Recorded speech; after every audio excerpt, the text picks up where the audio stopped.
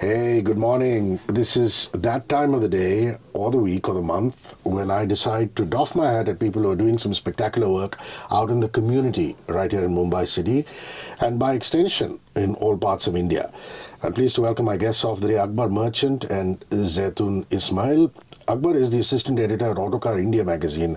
He has a decade and a half years of experience in online content development. His past has included some great tenures at CNBC TV 18 and moneycontrol.com. And one of the primary reasons he's here is that Akbar volunteers with the Ismaili Council for India as the national lead for Ismaili Civic, which is an endeavor that focuses on serving the wider community, especially in areas of healthcare and environment. Wonderful to see you. How are you, Akbar? Good. How are you? Excellent. Zaitoon Ismail is the head of market risk at Unity Small Finance Bank, a banker with 15 years of experience with Standard Chartered, having worked across London, Mumbai, New York, and she serves on the Ismaili Council for India on the communications front in a voluntary capacity and supports the community's efforts with outreach. Thank you for making the trudge to the studio, Zaitoon. How are you? Not at all. Thank you so much for having us. I'd like to start with the Ismaili Muslim community. Folks like Salim and Suleiman, the brothers, the duo, have been doing a great job at cultural proliferation. They put out a lot of the Sufi music, but we'd like to understand exactly who you are as a community, Zaitoon. Sure. So I think, you've started out with Salim Suleiman, which is a great example, right? They're so iconic. We love their music. They've really carved out a niche for themselves in this devotional music space. And I think they're a great example to start with because their journey started from the community, right? So if you've attended a Salim Suleiman concert or you've watched Salim Suleiman on interview, they talk about the fact that their earliest exposure to music happened as part of the community. Their father was a very famous composer, but more importantly, he was actually the conductor or the grandmaster of the Ismaili Scouts band. So when he used to go for band practice, he used to take his children along. And Salim's earliest experiences were actually tinkering with musical instruments and kind of learning how things worked. And I think that's central actually to how many of us in the community operate. Life starts in the community, right? So your earliest experiences of being part of the community are going to Jamaat Khana, for example, which is our central community place of congregation. It's also where we pray, where we practice the faith. It's also where we serve, where there are a lot of institutions. You have a chance to kind of be involved in service from an early age.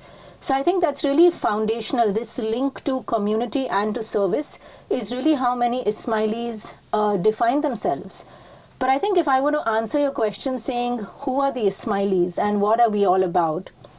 I think the best way to describe it is Ismailis are bound by their allegiance to our Imam, His Highness the Aga Khan. The outside world knows him as the founder and chair of the Aga Khan Development Network. But wherever you are as an Ismaili, and we're in some 20-25 countries globally, whether you are in Syria, in Tanzania, in Tajikistan, in Bombay, in Toronto, you recognize His Highness the Aga Khan as your spiritual leader. And one of the things that he has exemplified throughout the course of his life is this commitment to service, which is kind of also what binds us as a community together. That's lovely. And the Ismaili civic movement itself, could you give us a bit of a background or history? Where did that start from and how it actually started, Akbar? So Ismaili Civic is actually a brand which actually we've sort of institutionalized our acts of service that we've been doing since almost many decades now. And Ismaili Civic, the name basically started where our community in Canada came forward and pledged more than around 1 million hours of service to the wider community. And since the movement was started via this initiative, and at the end of that certain period of time, we actually we did more than 1 million hours of service. And the brand was so popular that our community decided to take it forward and have it in all the other countries where our community resides. And as of now, Ismaili Civic right now is being active in as many as 18 to 20 countries throughout the world. That's wonderful. You did say, Zaitoon, that the Aga Khan Development Network, the AKDN, has its tentacles all over the world. And you talked about various countries.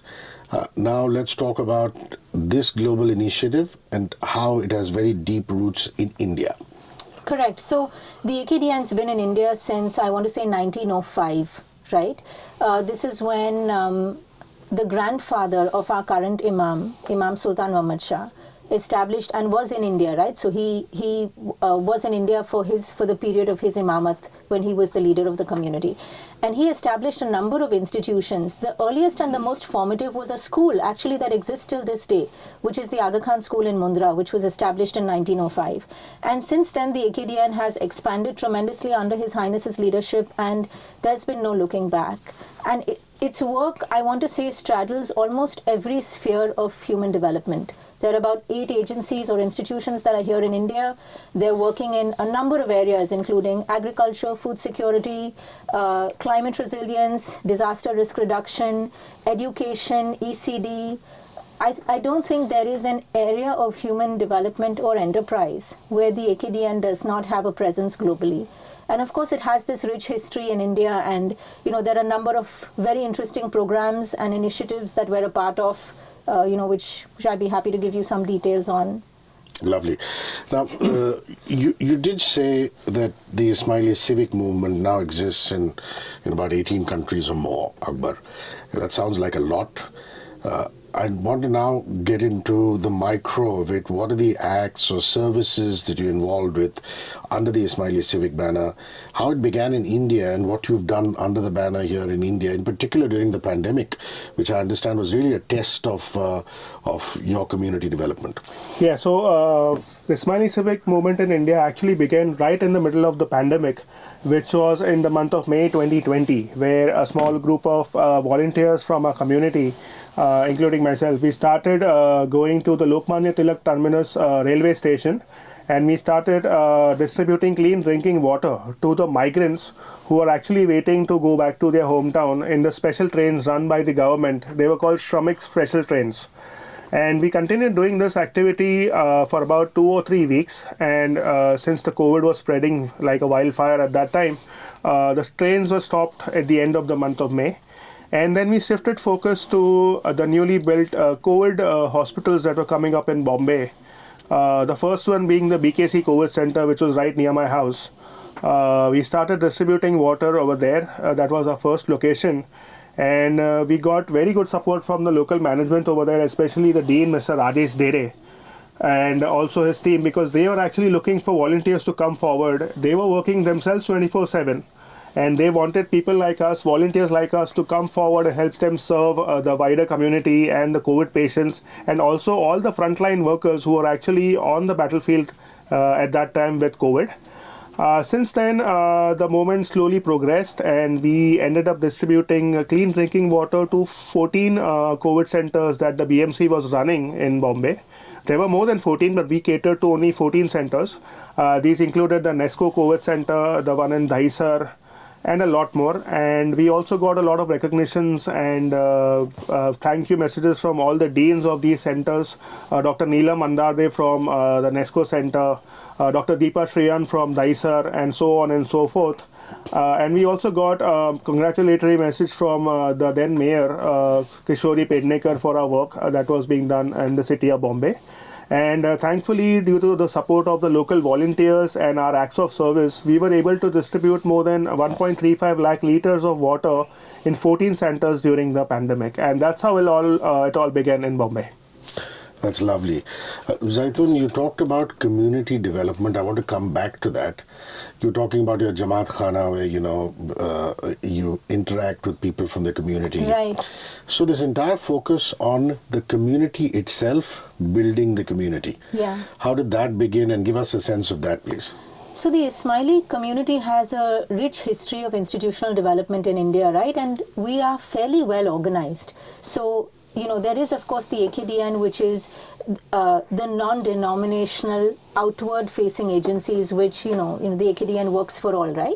But there are a set of community institutions that work specifically also for the Ismaili community, and provide a range of services all the way from looking at early childhood education to healthcare to sports and youth development to economic assistance and advisory. We have a small loans program. So there's a very rich history of institutions, and I think the really great thing is all of us, including Akbar and I, have some point in time not only volunteered with these institutions, but we've also benefited from them, right?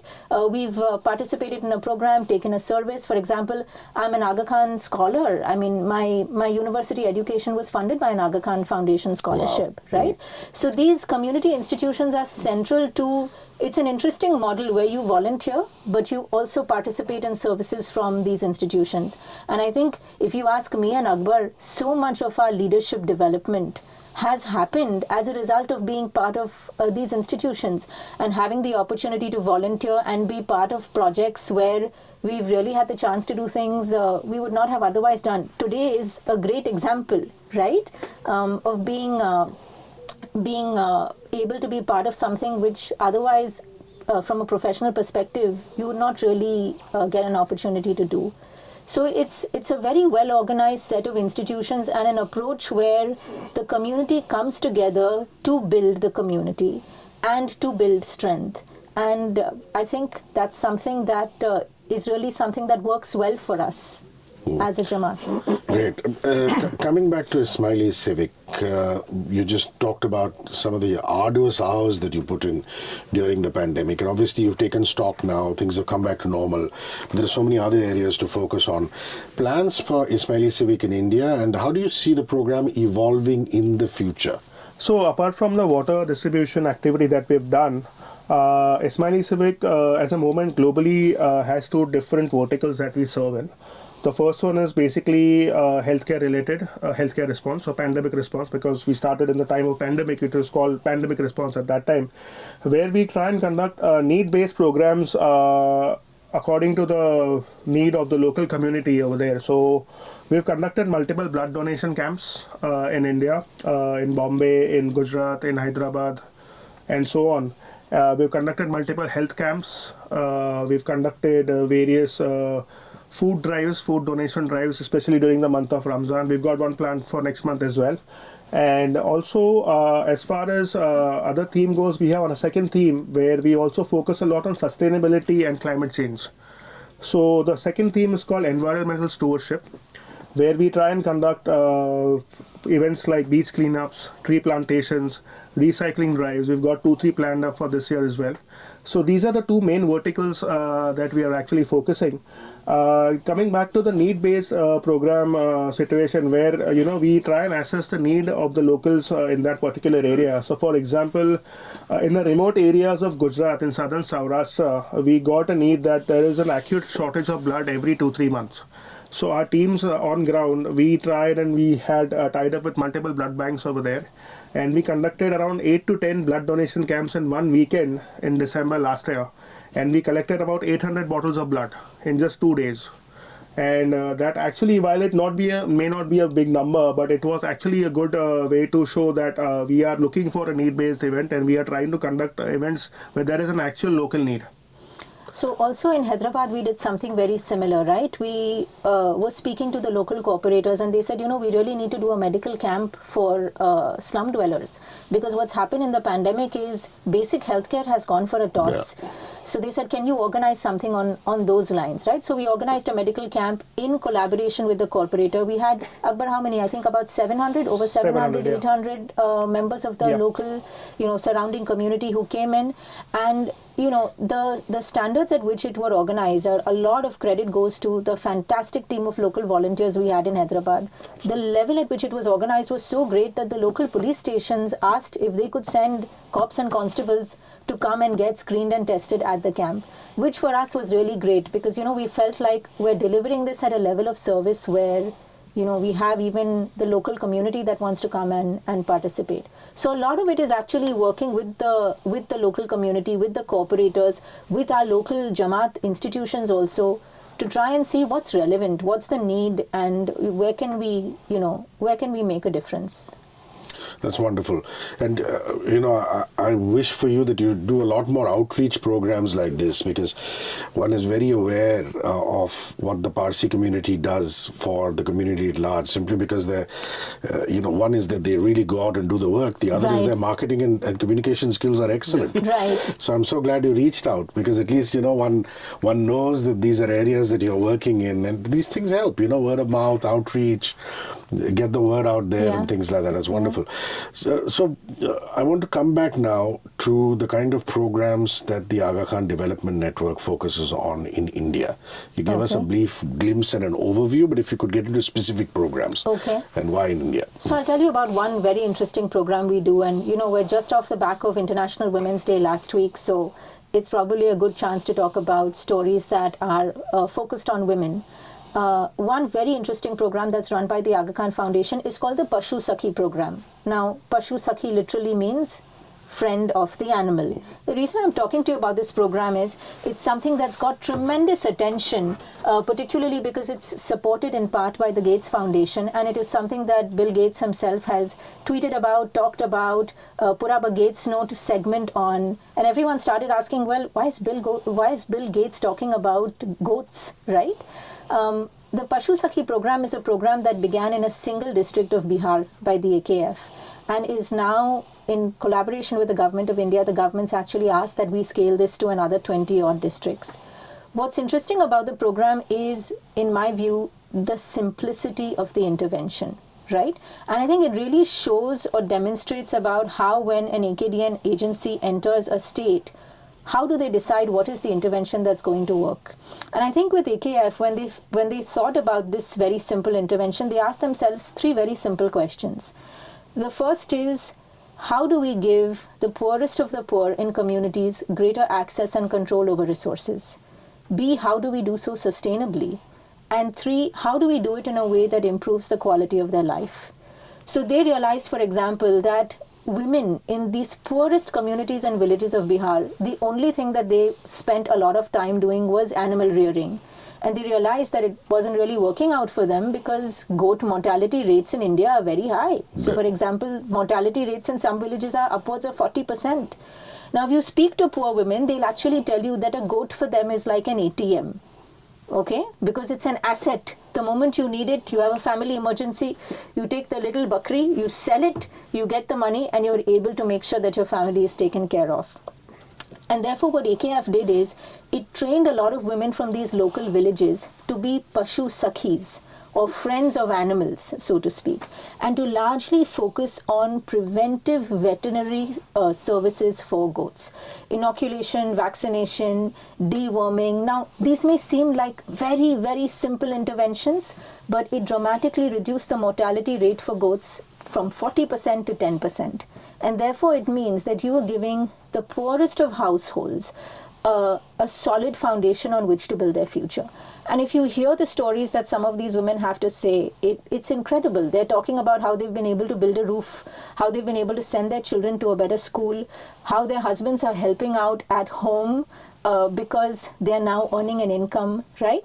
So I think it's a very simple intervention, basically saying, how do you give the poorest and the most marginalized communities access to resources that they have in their own backyard, and how do they use that to improve the quality of their life? And I think this is a program that really speaks to that.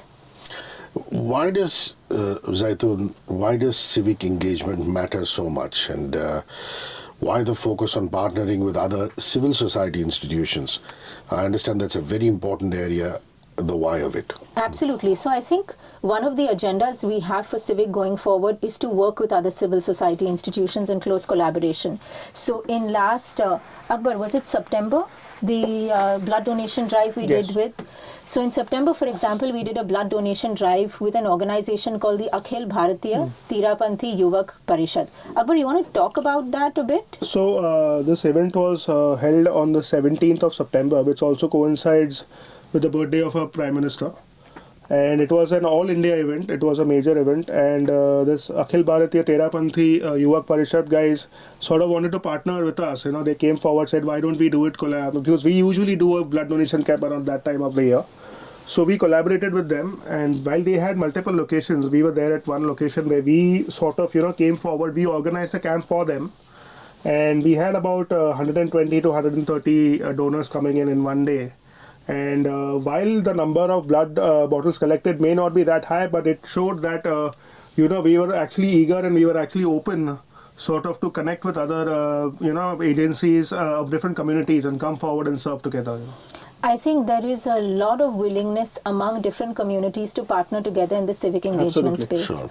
And really and honestly, there has not been a time when this matters more than it matters now. Yeah, I mean, the time of being a lone wolf and trying to do this on your own It's is gone. gone. It's gone. You have to be together. Also because so many times we're all just trying to do the same things, right? So they're doing a blood donation drive, we're doing a blood donation drive, we're within striking distance of each other.